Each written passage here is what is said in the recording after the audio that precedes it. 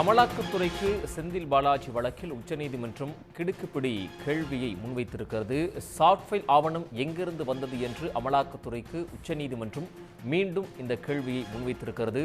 ரூபாய் 67 கோடி பரிவர்த்தனை நடந்ததற்கான ஆதாரம் எந்த கருவியில் இருந்தது என்று அமலாக்கத்துறை கூற வேண்டும் என்று நீதிபதி குறிப்பிட்டிருக்கிறார். முன்னாள் அமைச்சர் செந்தில் பாலாஜியின் ஜாமீன் மனு மீதான விசாரணையை உச்சநீதிமன்றம் நாளைக்கு ஒத்திவைத்திருக்கிறது. நீதிபதிகள் கேள்வி கேட்டாலே எதிராக செயல்படுபவர்களாக கருதக்கூடாது என அமலாக்கத்துறைக்கு உச்சநீதிமன்றம் கண்டித்திருக்கிறது. அண்மை செய்தியாக பார்த்துக் கொண்டிருக்கிறோம். செந்தில் பாலாஜி வழக்கில் கைப்பற்றப்பட்ட ஆதாரங்கள் என்ன என்பதை தெரிந்து கொள்ள நாங்கள் தொடர்ந்து முயற்சிக்கிறோம் என்று தெரிவிக்கப்பட்டுள்ளது.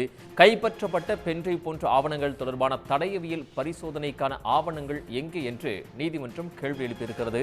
இதற்கு முன்பு வழக்கை விசாரித்த சென்னை மாநகர காவல்துறையே அந்த கருவியை பறிமுதல் செய்ததாக அமலாக்கத்துறை வழக்கறிஞர் தெரிவித்திருக்கிறார். 15 நிமிடங்களாக எங்கள் கேள்விகளுக்கு பதில் தராமல் இருக்கிறீர்கள் என்று அமலாக்கத்துறை மீது உச்சநீதிமன்றம் காட்டமாக தற்பொழுது விமர்சித்திருக்கிறது. கூடுதல் விவரங்களை வழங்குவதற்காக செய்தியாளர் ராமகிருஷ்ணன் இணைகிறார். ராமகிருஷ்ணன், விவரங்கள்.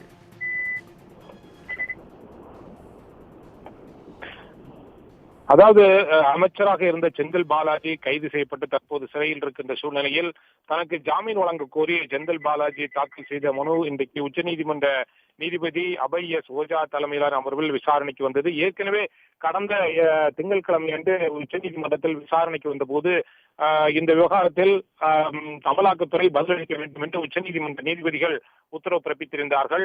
இந்த நிலையில் இன்றைய தினம் உச்சநீதிமன்றத்தில் வழக்கு விசாரணைக்கு வந்தபோது ஜாமீன் கேட்பது, சிறையில் இருக்கும் ஒருவர் ஜாமீன் கேட்பதற்கென்று சில முக்கிய வழிமுறைகள் இருக்கிறது என்று அமலாக்கத்துறை சார்பில் ஆஜரான வழக்கறிஞர் தனது வாதத்தை தொடங்கினார். ஆனால் அப்போது குறுக்கிட்டு பேசிய நீதிபதிகள் இந்த வழக்கு தொடர்பாக கைப்பற்றப்பட்ட பென்டிரைவ் போன்றவற்றில் தனது பங்கு எதுவும் இல்லை என்று ஏற்கனவே கடந்த முறை விசாரணையின் போது செந்தில் பாலாஜி தரப்பு வழக்கறிஞர்கள் முகுந்த் ரோஹத்கி மற்றும் சித்தார்த் லூத்ரா ஆகியோர் சுட்டிக்காட்டி வாதங்களை முன்வைத்தார்கள். இது குறித்து முதலில் உங்கள் பதில் என்ன என்று கேள்வி எழுப்பினார். இதுவரை இது சம்பந்தமாக அந்த பென்டிரைவில் என்ன இருக்கிறது என்பது தொடர்பான விவரங்கள் எதுவுமே அமலாக்கத்துறையால் தெரிவிக்கப்படவில்லை. எனவே இது தொடர்பாக உங்களது கருத்து என்ன என்று முதலில் பதிவு செய்யுங்கள் என்று நீதிபதிகள் கேள்வி எழுப்பினார்கள்.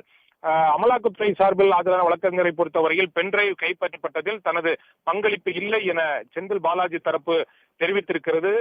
இது ஏற்றுக்கொள்ள முடியாத ஒரு கருத்தாக இருக்கிறது என்று அமலாக்கத்துறை சார்பில் ஆஜரான வழக்கறிஞர் தெரிவித்தார். ஆனால் மீண்டும் நீதிபதிகளை பொறுத்தவரையில் நீங்கள் கைப்பற்றிய டிஜிட்டல் ஆவணங்களில் செந்தில் பாலாஜி தொடர்புடைய விவரங்கள் எதில் இடம்பெற்றிருக்கிறது என்பதை தெரிவியுங்கள் என மீண்டும் மீண்டும் அமலாக்கத்துறை அதிகாரிகளுக்கு அமலாக்கத்துறை சார்பில் ஆஜரான வழக்கறிஞரிடம் கேள்வி எழுப்பினார்கள்.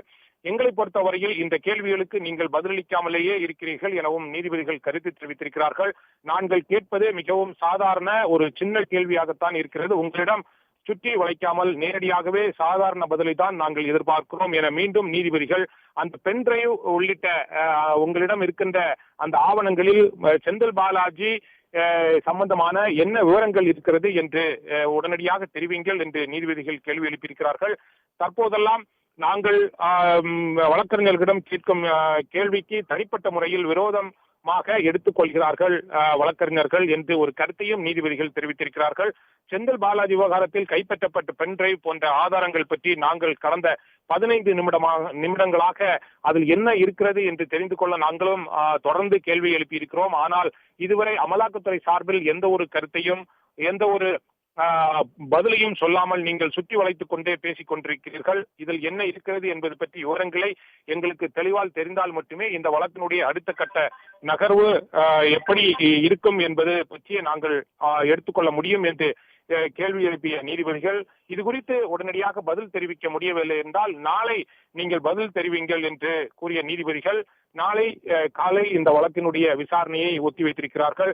இந்த வழக்கை ஒத்திவைக்க கூடாது என்று செந்தில் பாலாஜி தரப்பு வழக்கறிஞர்கள் தொடர்ந்து எதிர்ப்பு தெரிவித்த போதிலும் அமலாக்கத்துறை தொடர்ந்து அந்த பென்டிரைவில் என்ன கருத்துக்கள் இருக்கிறது என்பது பற்றி தெரியாத காரணத்தால் வழக்கினுடைய விசாரணை என்பது நாளை ஒத்திவைக்கப்பட்டிருக்கிறது நீதிபதிகளால். உடனுக்குடன் செய்திகளை தெரிந்து கொள்ள சன் நியூஸ் பெல் ஐகானை கிளிக் பண்ணுங்க.